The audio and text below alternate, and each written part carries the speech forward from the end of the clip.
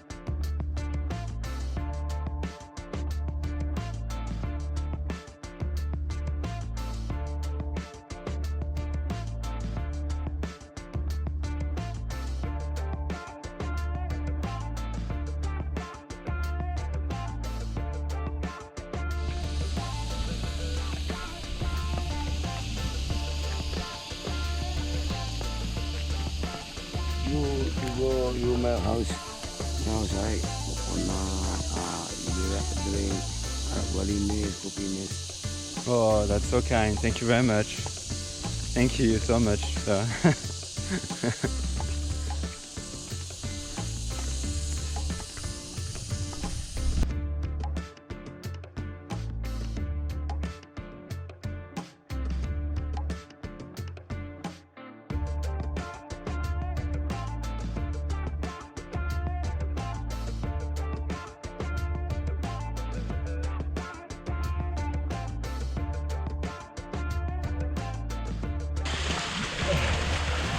Je suis dans une cascade. En fait, ça fait plein de petites piscines naturelles et c'est très profond. Genre, du coup, je suis ramassé.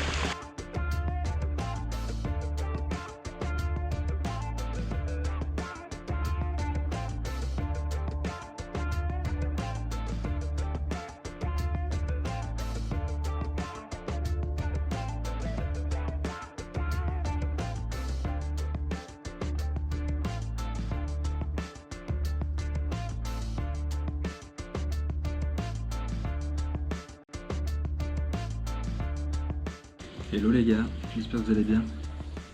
J'ai été me balader un petit peu. C'est vraiment très loin de ce que je viens de vivre à Canggu. C'est que des rizières partout, entouré de montagnes, donc c'est très vallonné. Et la plupart des baleiniers qu'on croise en fait travaillent dans les rizières ou dans les champs en tout cas. Du coup je vais aller à la Gambu Waterfall, c'est en fait une cascade du coup avec des piscines naturelles, ce serait très bon. Et le truc c'est que en fait en chemin du coup il m'arrive un truc de fou, c'est qu'en chemin j'ai croisé un monsieur, un baleinier du coup. Ok les gars, pause. Je vais vous épargner des explications un petit peu hasardeuses et longues et fastidieuses. En fait je me suis rendu compte en regardant les rushs que j'étais pas super clair. Je pense que j'étais encore un peu sous le coup de l'émotion et un peu choqué de ce qui s'était passé. Mais donc du coup je vais vous le refaire avec quelques jours plus tard, donc avec quelques jours de recul. En gros, ce qui s'est passé, c'est que donc, du coup, je voulais aller à la Gambling Waterfalls, qui est une cascade très connue. Et en fait, en chemin, du coup, il y avait une autre cascade qui est indiquée avec un monsieur qui m'a demandé de le suivre, en gros, grosso modo, qui m'a fait découvrir une autre cascade. Et donc, ce monsieur, c'était un baleinier. Et en fait, du coup, je l'ai suivi pendant très longtemps, un petit peu à l'aveugle, parce que du coup, je comprenais pas trop ce qu'il me disait. Il comprenait pas non plus parce qu'il parlait très peu anglais. Donc, on se comprenait assez peu, mais je l'ai suivi. Et donc en fait, on est passé à travers des rizières, on est descendu une petite colline, on a remonté un cours d'eau, et en fait, en effet, on est tombé sur une cascade plutôt jolie. Malheureusement, j'ai dû marcher sur des dizaines et des dizaines, voire des centaines de tonnes de déchets. C'était très sale. Il m'a expliqué qu'en fait, les gens déchargeaient tout ici. Donc il était tout désolé, évidemment, que ce soit aussi dégueu. Il était évidemment très désolé de ne pas parler anglais. On essayait de se parler un petit peu par Google Translate. Mais bon, c'était pas évident parce que je captais pas souvent. Et puis c'est dur. Et puis en vrai, on va pas se mentir, c'est un petit peu chiant quand même. Et du coup, voilà, je l'ai suivi pendant très longtemps. Il m'a invité à boire un café. Donc j'ai été boire un café chez un de ses amis, donc dans une famille balinaise, dans une toute petite gargote poussiéreuse. Je me suis assis, il y avait une femme qui préparait des offrandes. Il y avait 2 enfants, un autre monsieur et ce fameux monsieur. Donc voilà, c'était un peu particulier parce que du coup, j'avoue que j'ai pas compris grand-chose. Ils parlaient entre eux, mais je comprenais rien. Moi, quand j'essayais de parler, personne ne me comprenait parce que je parlais anglais. Et donc du coup voilà, j'ai appris quelques petits mots d'indonésien, de balinais. Mais voilà, c'était vraiment une petite rencontre humaine vraiment incroyable. J'ai pas filmé le moment où j'ai bu le café, mais c'est le monsieur qu'on voit en fait sur les plans juste avant avec le petit chapeau de paille pointu.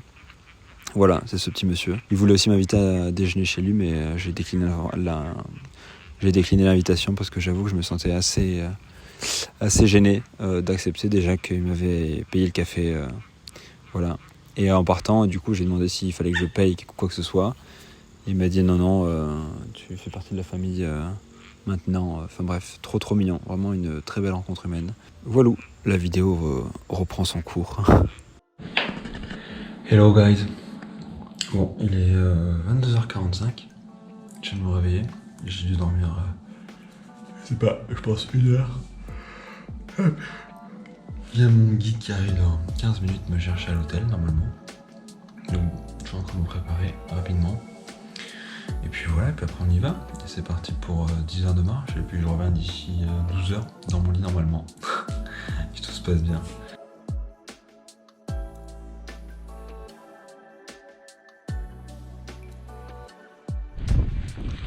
Salut les gars. Il est quelque chose comme...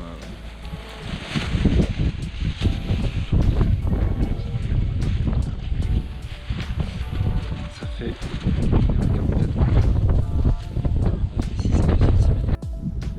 Hello. Il est 4h30 du matin. On n'est plus qu'à peu près une petite demi-heure de marche du sommet. Et donc comme aujourd'hui il y a beaucoup de vent, on s'est installé dans un petit trou à l'abri des rochers pour attendre indûment, parce que si on attend le lever du soleil au sommet, on va se peler. À un moment donné, j'ai un peu les doigts. Il y a beaucoup de vent et aussi beaucoup de terre. Du coup, voilà. Mon guide s'est installé avec une petite couette. Je sais pas si on voit, mais bref, il était couché, il fait une petite sieste. Donc il m'a dit vas-y, tu peux dormir. Bon, je pense pas que je vais dormir. Si je dors, ça va être dur. Il me connaît pas au réveil, je pense.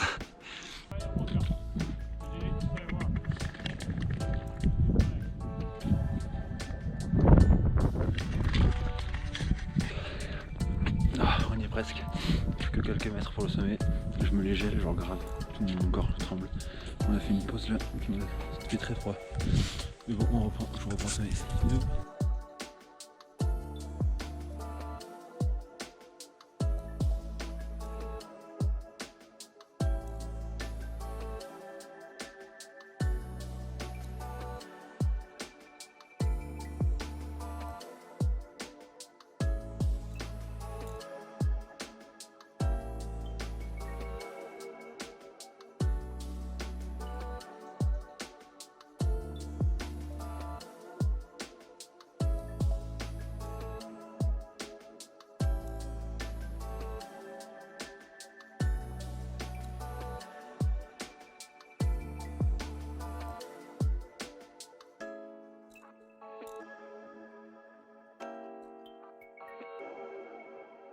On prend le chemin du retour, ça y est, on a assisté au lever du soleil, c'était fou. C'est très beau. Il fait un froid de gueule, j'ai jamais eu aussi froid de ma life, je pense, en marchant. Peut-être même en Islande, je pense que j'ai pas eu aussi froid. J'ai les doigts congelés, il y a les vents de fou, en fait c'est le vent qui est gelé. Et du coup, on prend plein de poussière en plus dans la gueule. Mais bon, ça en vaut la peine, c'est magnifique.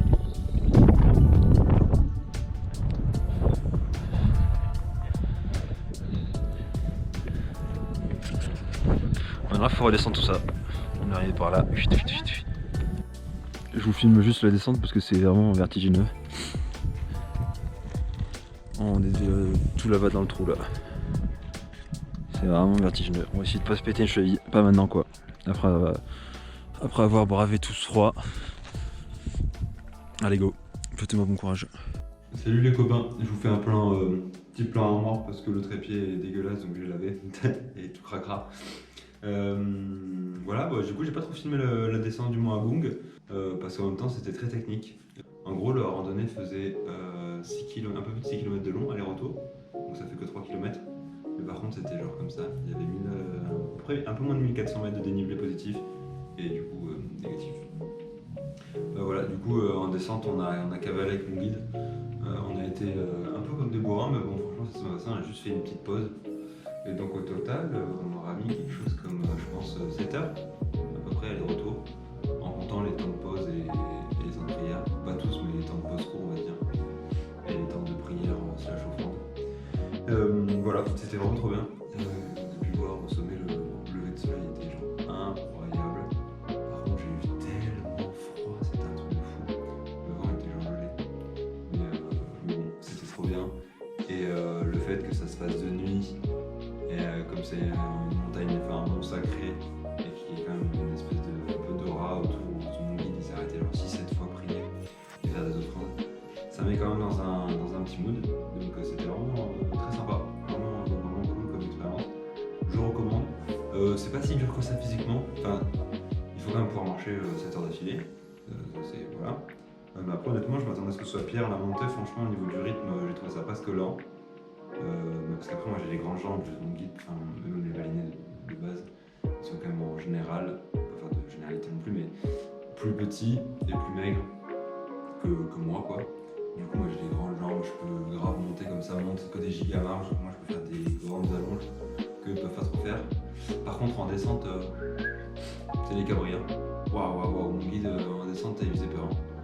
Il sautait dans tous les sens et tout, alors que moi contrairement avec mon grand 46, c'était pas évident de placer les pieds là où il fallait pas. Donc, mais bon, j'ai rien eu, une petite égratignure à un moment parce que j'ai un peu dérapé. Voilà, je me suis marché sur les pieds à un moment donné, bon, rien de grave. Donc enfin bref, franchement nickel. Bon allez, je me bouge, je mange un bout et je pense qu'on se voit à Med.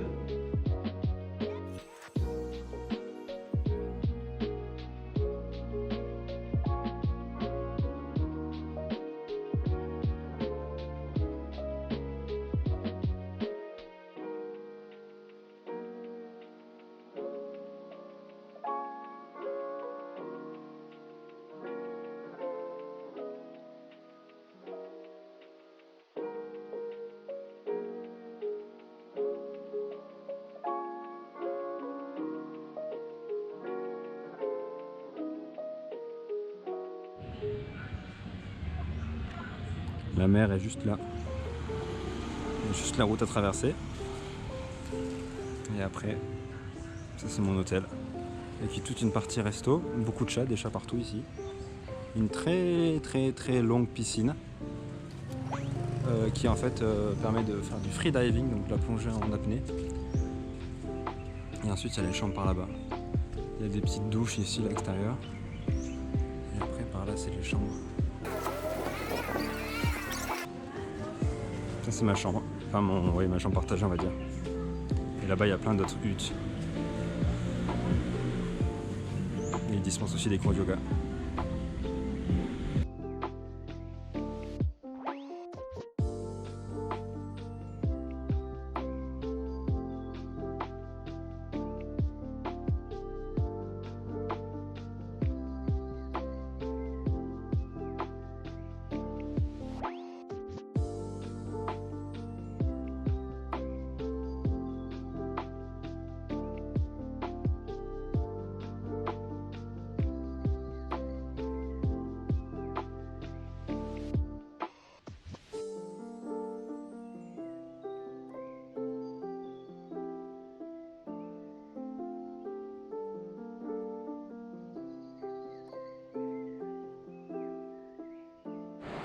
Coucou les gars, j'espère que vous allez bien.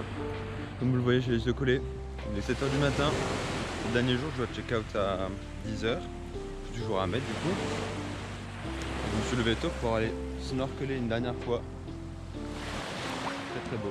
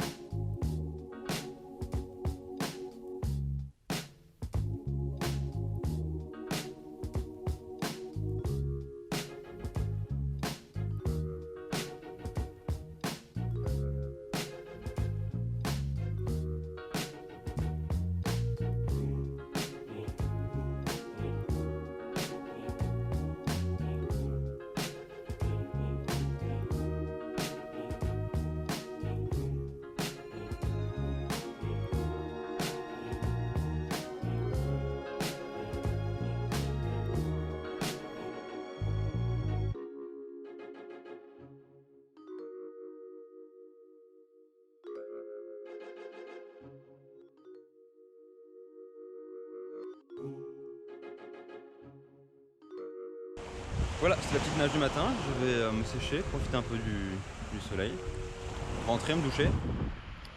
Et je vais partir pour aller déjeuner, petit déjeuner et rejoindre Lola.